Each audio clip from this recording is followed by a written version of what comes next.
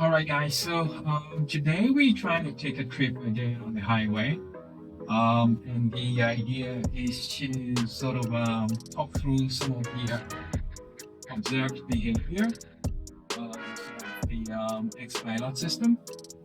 A lot of the time, I've been trying to keep quiet so that folks can actually make their own full impressions.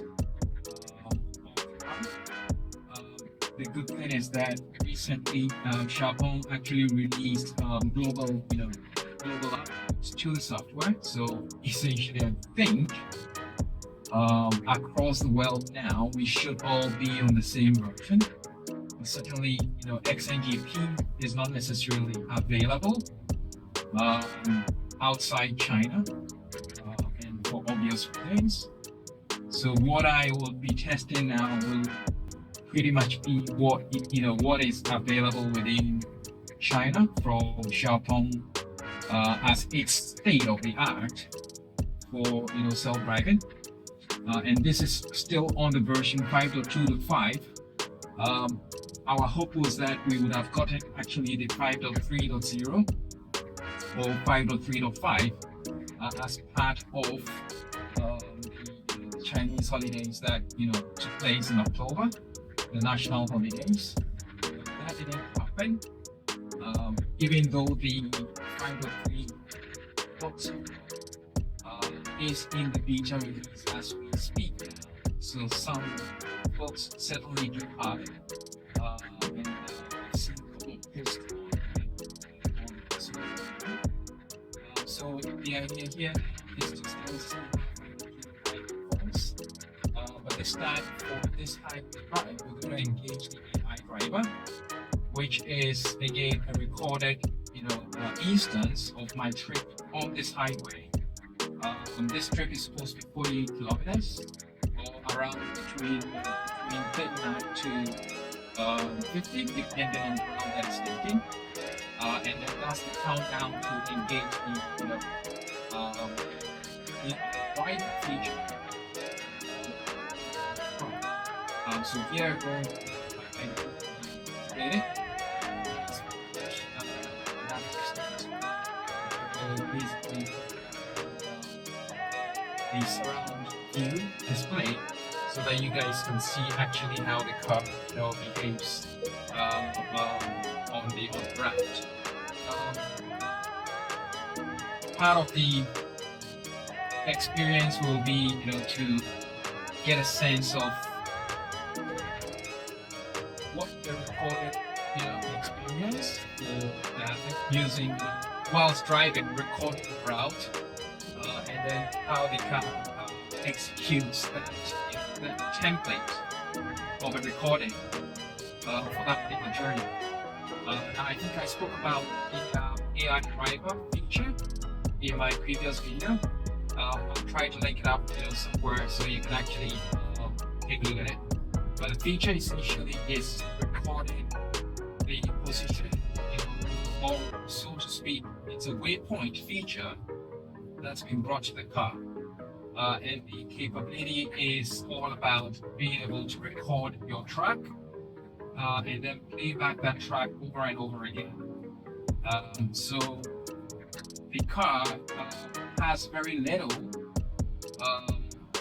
sense of being able to optimize the route. And so if you did anything funny, or perhaps there was a one-off situation where you had to do a maneuver, it is most certain that your car might not be able to optimize that.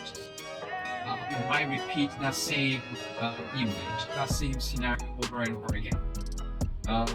I've spoken to Xpeng about this. I pretty much did a blog about how stupid that is. Because the sense of an AI driver is to be an intelligent driver, right? An intelligent driver by way of taking the input, which has been a recorded route, and then optimizing that route for future use. In other words, it's effectively trying to bring some intelligence, again, from the way I interpret it, to be, intelligent driver. To do that, The name itself, I think they took that name or they copied that name from there's a YouTube channel called AI Driver that features, pretty much Tesla FSD capability every now and then. It's a pretty good channel. I'll try to see if I can find it and link it within the show notes. So they pretty much leverage that same concept to try to sort of fool the, I think it's almost like trying to fool to fool the market, especially naive guys, to thinking that, oh, you know what, there's something cool about this whole thing. It is cool to a sense, right? It is about waypoints, which is something that has not necessarily been, made available in this particular approach, right? BMW, Mercedes already have some of this capability or this feature where, for instance, when you're driving into very, tight parking scenarios or routes, sorry about that, you could effectively engage reverse using that same track, and the car would maneuver the reverse or the backup, following that to that level of precision, right? It's a very nifty sort of feature that you find, for instance, on BMW. And so this is sort of like taking it to a much more, should I say, a typical driving scenario based approach, where you would activate it and for a whole journey. It could be 100-kilometer journey, 200-kilometer journey, or 500-kilometer journey. You could record, the position of the car on the highway, and then you can replay that over again. I find it useful. It will be very useful for country roads. Country roads, single lane, where you always go through the same maneuvering. The route is pretty predictable by way of users of the route. And at the end of the day, that particular route might not have high definition maps available, right? So country roads typically will not be having that same level of mapping exposure. And as a result of that, you can default to that particular feature to pretty much record a route. For those that will be working, for instance, in maybe remotely, and then you can play that over again. So you don't need to, essentially be waiting for high definition maps to be available for that particular modality, and enjoy, some sense of self-driving, so to speak. But one would argue that could also be done by LCC. However, the difference between LCC and AI Driver is that AI Driver can certainly, do some overtaking, which again brings some uniqueness with regards to trying to sort of mimic a level 4 experience in a level 2 or 2 plus sort of capability. So that's it. We've got a bit of a traffic on this stretch. The prediction is that it's going to take about a minute to complete this or sort of get through this heavy traffic, and then the rest of the trip will be pretty much sweet. Now, again, something that you can observe here, which is quite obvious, is that when I executed this particular route whilst recording for AI Driver, I was on this particular lane. Okay, so the car essentially is now trying to, seeing that the other lane is moving faster, it's potentially trying to, sort of change lanes to the other lane in order to sort of move faster as well. So there is some little sense of, some sort of, highway behavior of xNGP being introduced into the into the AI driver, but the level of intelligence is really so primitive that it makes no sense to actually call it AI driver. I would have thought, someone would just call it waypoints or xNGP waypoints, right? Which is pretty much, as the name indicates, also self-explanatory. You don't need to say so much about it because it's waypoint. If you do something silly or if you take a route detour, the car is pretty much going to do the same thing. If you try to, circumnavigate around, the bus, which is pretty much occupying two of the road or, two parts of the road, the car is also going to do the same thing. So I think, some of the marketing hype doesn't do well for the brand xNGP, and it could have been better if they had just been a bit more practical and truthful to what exactly the car can do by way of the name of the feature itself. So anyway, so that's it. We've got a clear route. The car is still here. Okay, it's not going to change lane. So that's good. So yeah, so that's the AI driver in another nutshell. And then let's see how exactly it fares for the rest of the trip.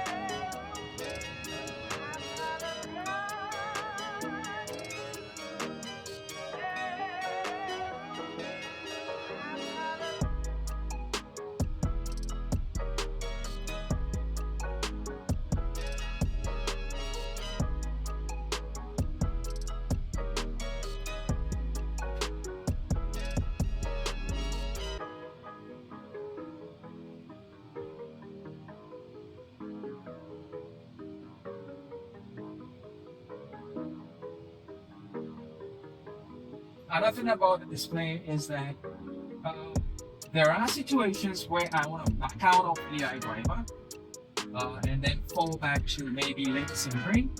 So on the screen here, you could see that there is of course the AI driver feature which is engaged, and it's telling me that it's engaged for pretty much a good part of the road journey.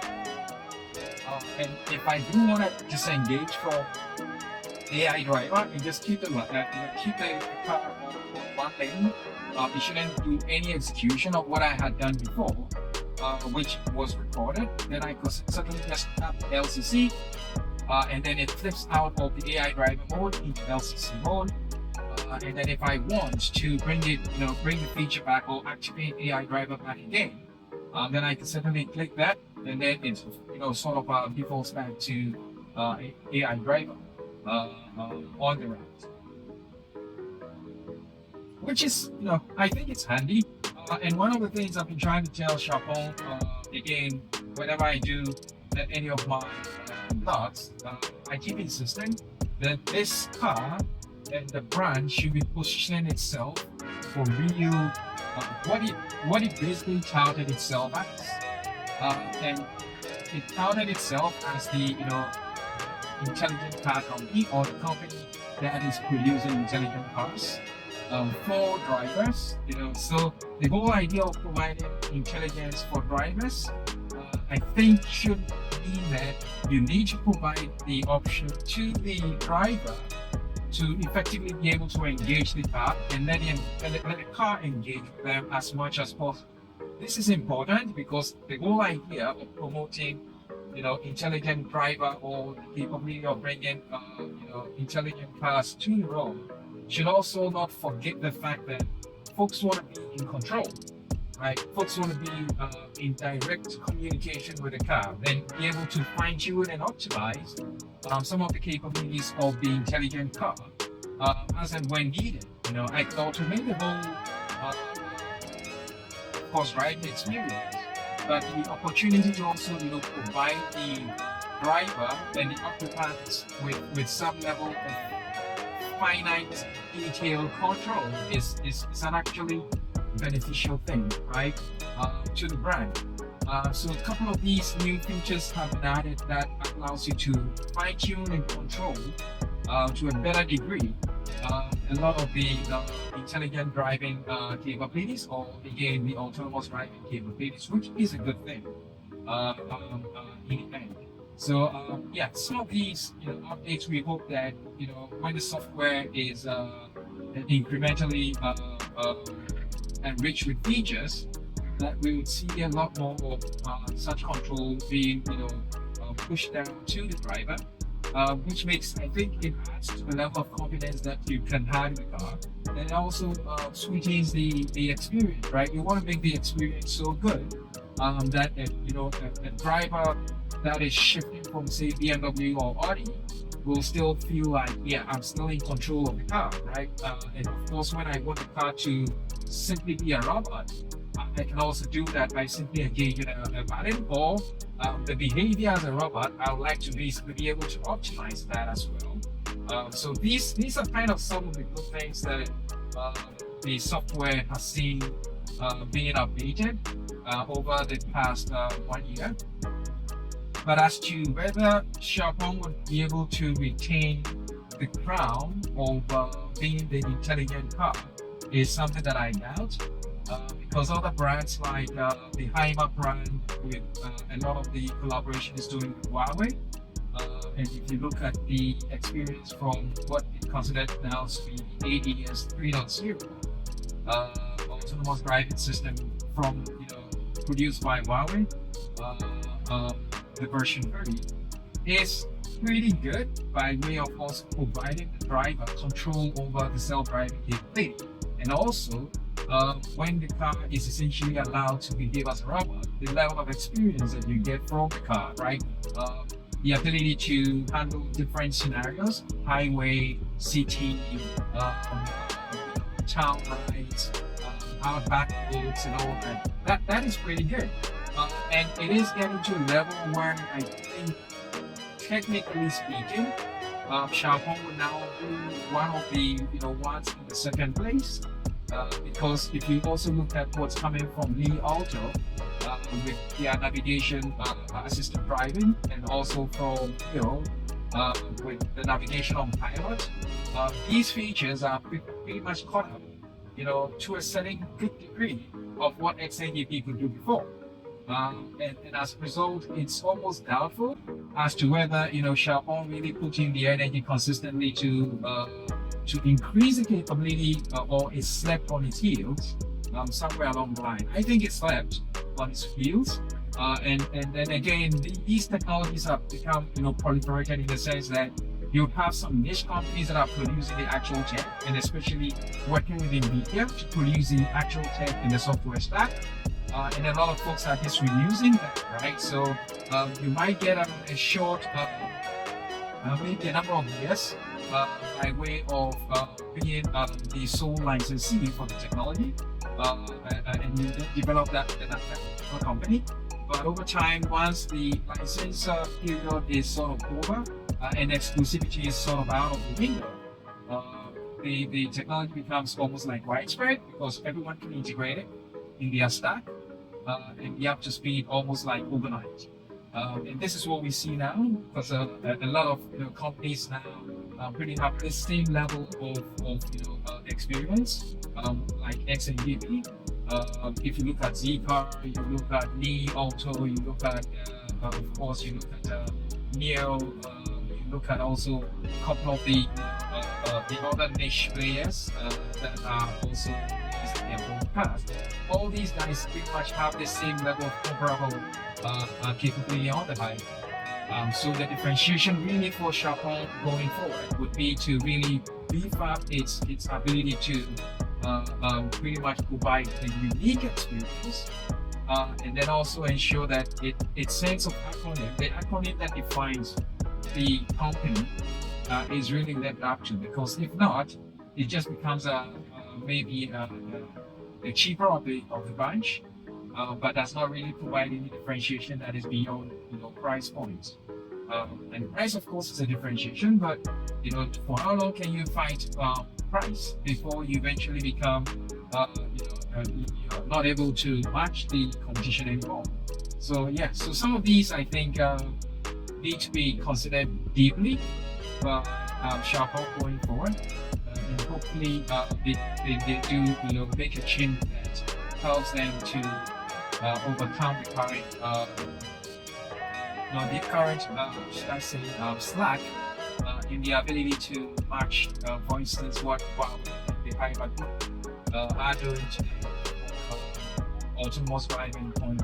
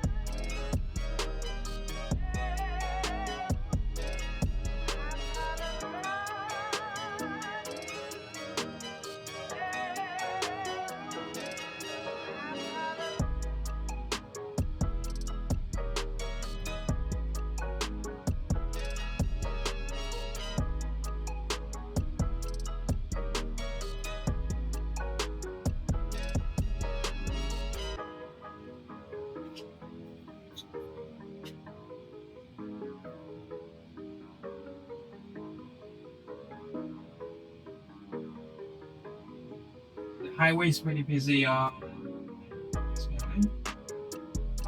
It's supposed to be the 120 kilometer highway, but we're doing just about 70. Lots of trucks use the highway about this time, so it becomes quite it's moving quite smoothly, which is a good thing. But yeah, it is still low.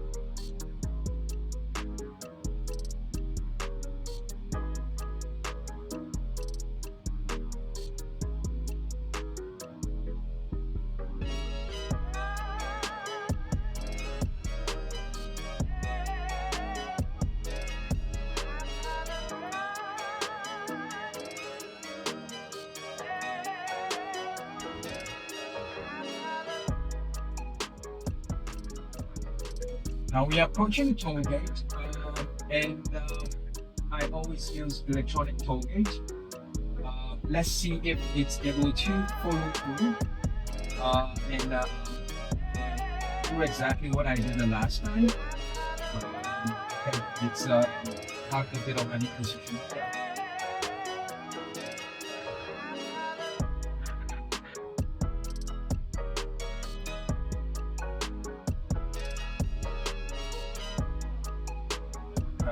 Bit of a indecision again, and exactly what I did the last time, so it's pretty much doing the same thing. Let's see if it's able to use that feature with AI Driver, which is to be able to go through the electronic toll, so to speak. Okay, that's that. But it's come to a halt. Right, going through, and there we go. Okay, so it's able to execute exactly what I did the last time. Albeit not very good, because now it's all over the place. It's got no track, and now it's still supposed to be executing AI driver. This is not what I did.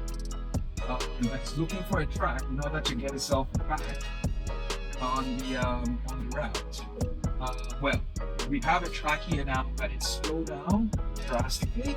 Still trying to get a sense of direction, and now it's backed out of AI driver mode.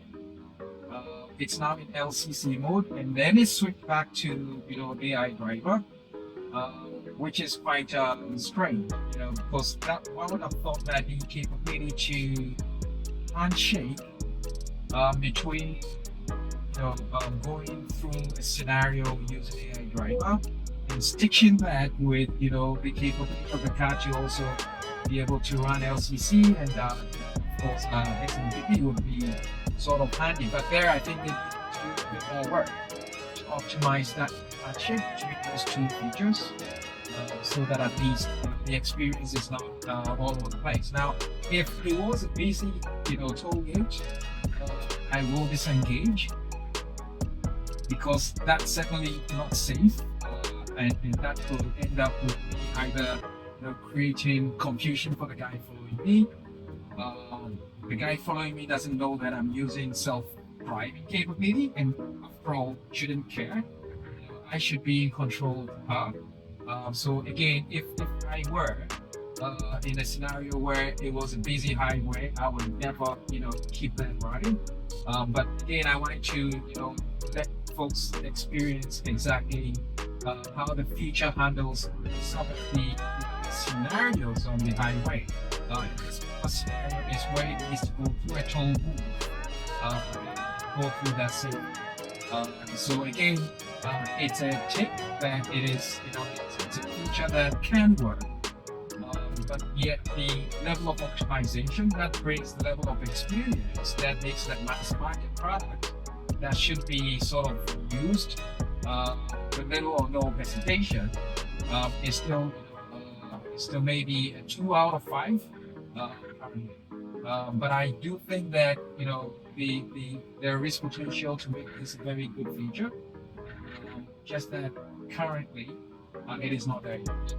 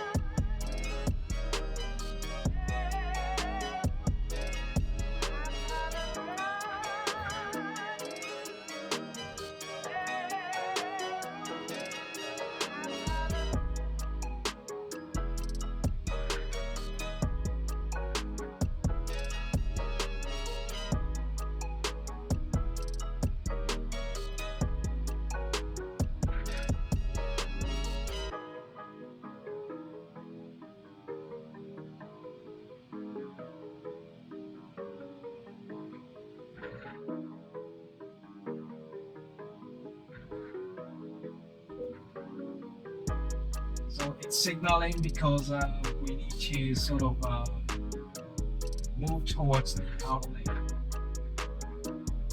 in order to be able to prepare to get off the highway.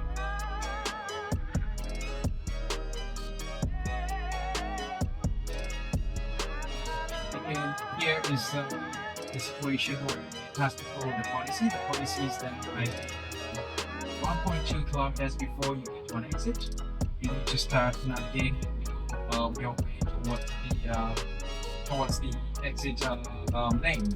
And so the car begins the process pretty much early, something that I think that is too early.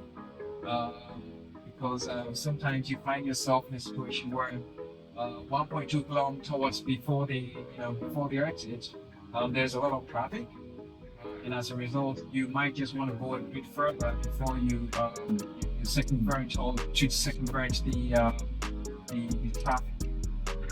Today is okay, so I guess we can live with it. Again, it is trying to follow the path of what I did the last time. Normally it will back out. Okay, so that's it. It's backed out of AI Driver, which is again something quite strange. And then it gets back into mode. Might back out again because here is a situation where it's actually without getting into sort of the town environment. It needs to sort of path to make decisions on this. And so it's still going well, but you can see on the map it's all over the place, right? Which I think it's doing an okay job about it. So far, I'm still engaged. So let's see how it manages to occupy the same loop with the truck. Okay. Slow down there. The truck was not exactly giving me comfort. So that's okay. This place because it needs to go to that lane where the truck wasn't giving me comfort. Okay. It's engaged again. And now we need to do a turn. Okay. Okay, it's okay. It needs to sort of get to the right lane. It's a bit too slow. At 36 to 40, it's too slow in that section. Those are some of the little kinks in the operations of capability. But I hope you get on that as part of the maturity of the technology altogether, and also specifically speaking of the brand's capability to offer us, a good level of experience.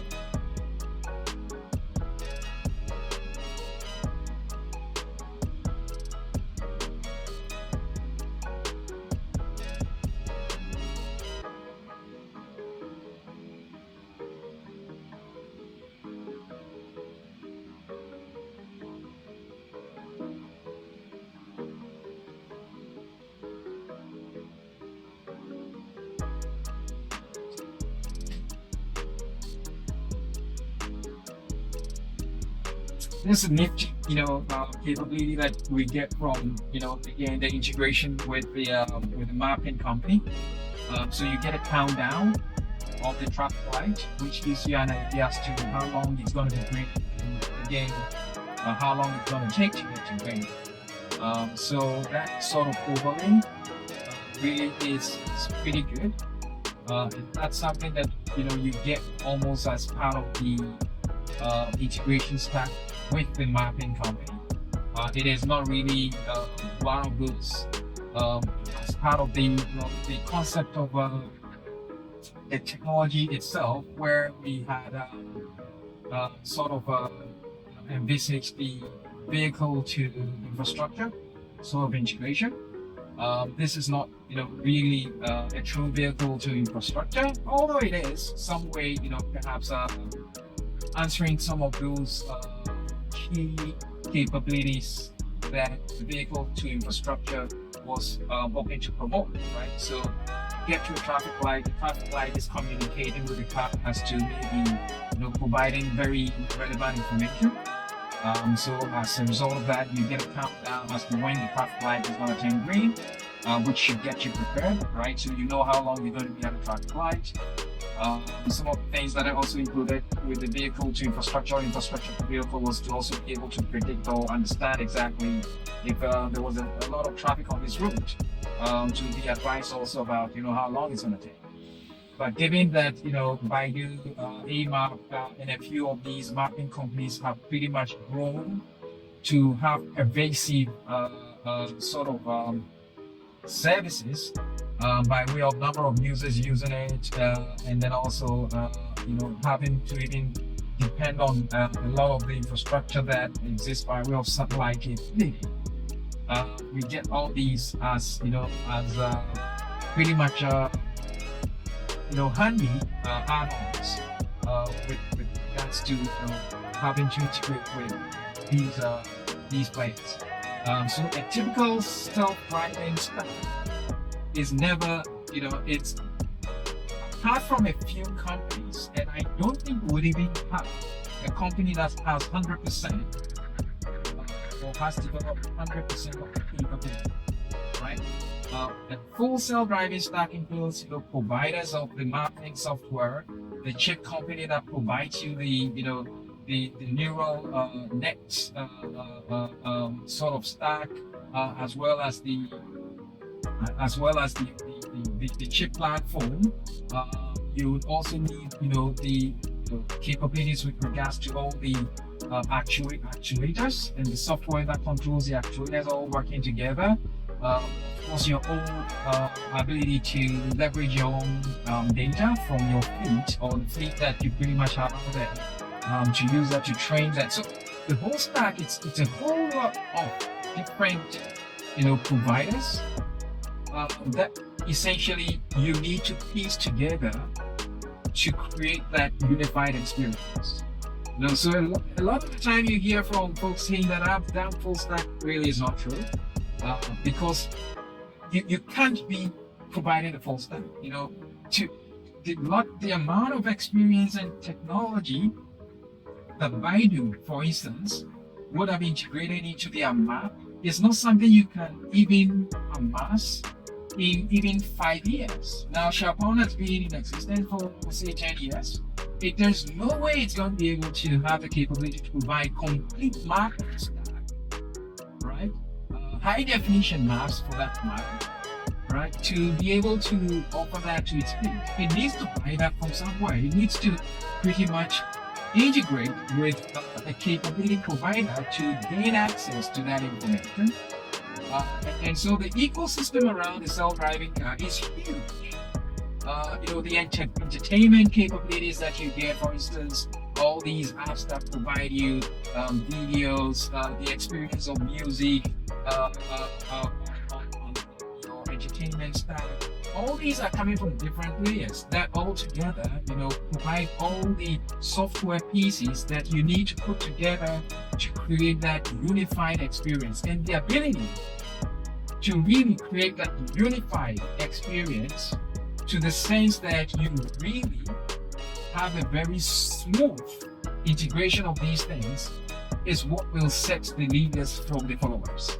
And that's why, for instance, if you look at what Tesla is doing, experience, with regard to the Tesla ecosystem is almost as synonymous to the Apple ecosystem. So within the self-driving car space or self-driving automotive space, you might almost say that Tesla is the Apple of the industry.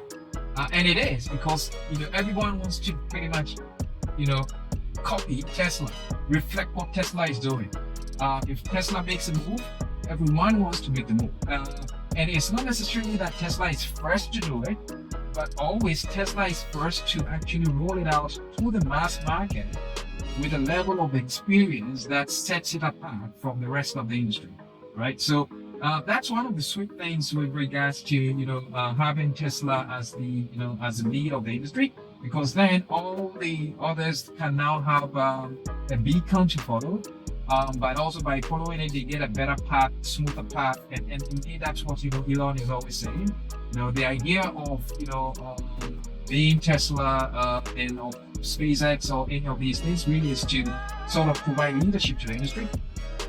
in order to enable, move the rest of the, so it's almost like move the rest of the industry to full suit. Okay, so yeah, we're in the city driving scenario now. It's a bit slow. 13 km per hour, it's a pretty tricky thing. The guy behind me was feeling pretty uncomfortable. So that, but yeah, it is not exactly top notch when it comes to driving within the city. Sometimes it is very uncomfortable because you need to consider the guy driving behind you or beside you and how they might be pretty much experiencing you. So that's some sort of some of the things you need to be aware of once you engage the system.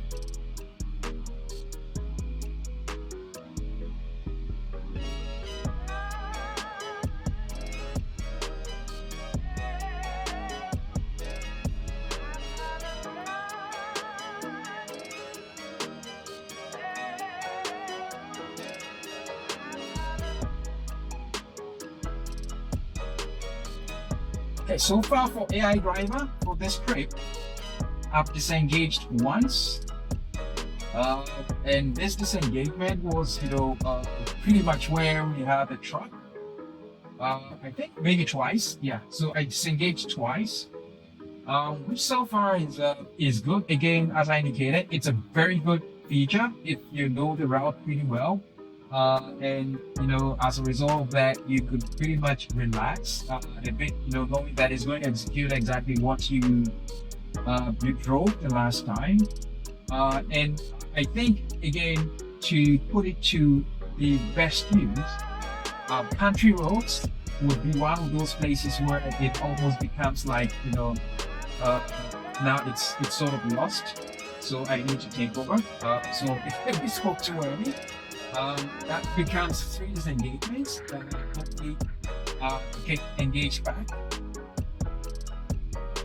There's a bit of a construction ahead of us now, and there is a couple of signs indicating that there is construction. So let's see how it behaves around that. Okay, it's able to take the detour, but the guy behind was okay. Anyway, we made it through. Let's see.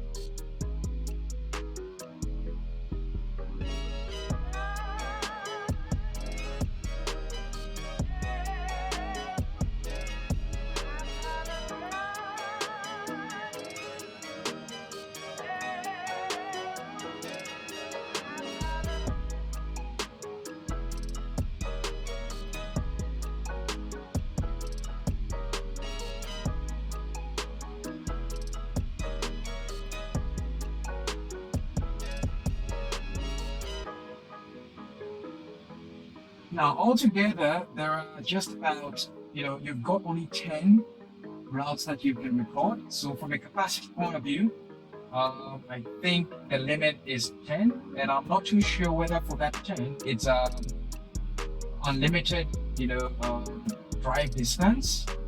But I've recorded about 10 so far, and that's sort of my limit, which gives me a bit of a good inventory or a catalog of places that I frequently go to, and as a result, I could easily engage the AI driver feature when I want to on these routes. So that's sort of also to give you an idea of what is the capacity for recording, or how many can you record, and then with that you can play over and over again, more or less.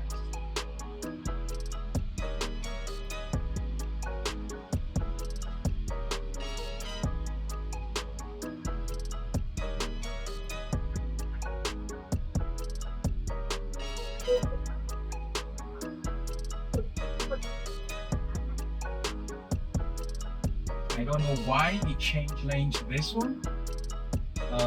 We could have gone on that one. Be safe. The traffic is signaling. Let's see if it can stop. Right. But that was jarring. Yeah, so again, some of the problems you would be experiencing, especially when you engage the system, is how the predictive nature with regards to some of the infrastructure that are existing, especially traffic lights.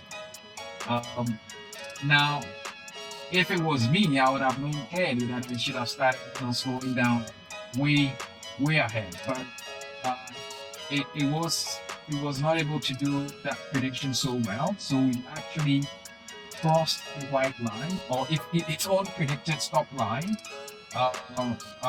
or indeed the line by way of the marking, uh, even though it stopped. But again, this is not the best, uh, you know, best approach to being able to predict the traffic light turning red, and then you stop it. So far as a machine is concerned, you would expect the level of the quality of executing policy, right, or road policy would be top notch, right? So this is not top notch. The fact that you stop on the white line or cross the white line is not top. It's not for me. Top notch experience, and I think this is one of those things that I also keep complaining to Japan about, that the level of prediction and action, prediction decision stack is still not tactile. Sometimes it predicts, but it acts too late. And sometimes it acts, but the prediction would already be stale, because the conditions on the highway or on the road are changing all the time, right? So to predict and then be waiting to execute the action of that prediction without knowing what is happening next, or taking into consideration the real time changes on the industry, or changes on the road, is sort of something that it's currently not very good in the current stack of software. So I keep complaining a lot about the lag between prediction and then of course decision, and I hope that can be improved over time.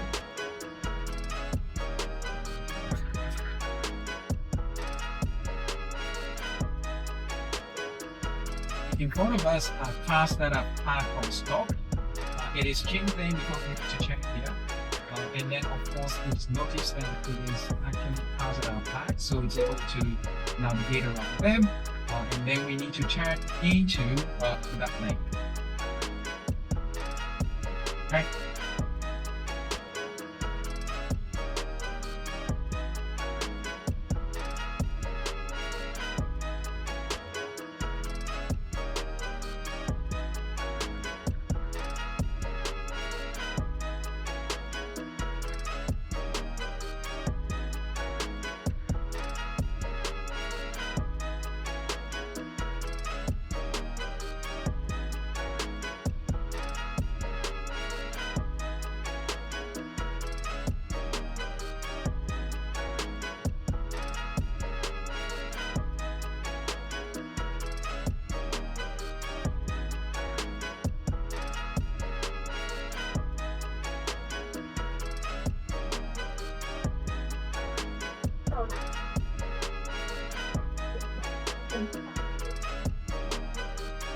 Alright, so this is basically where I end up disengaging because I've pretty much reached the destination.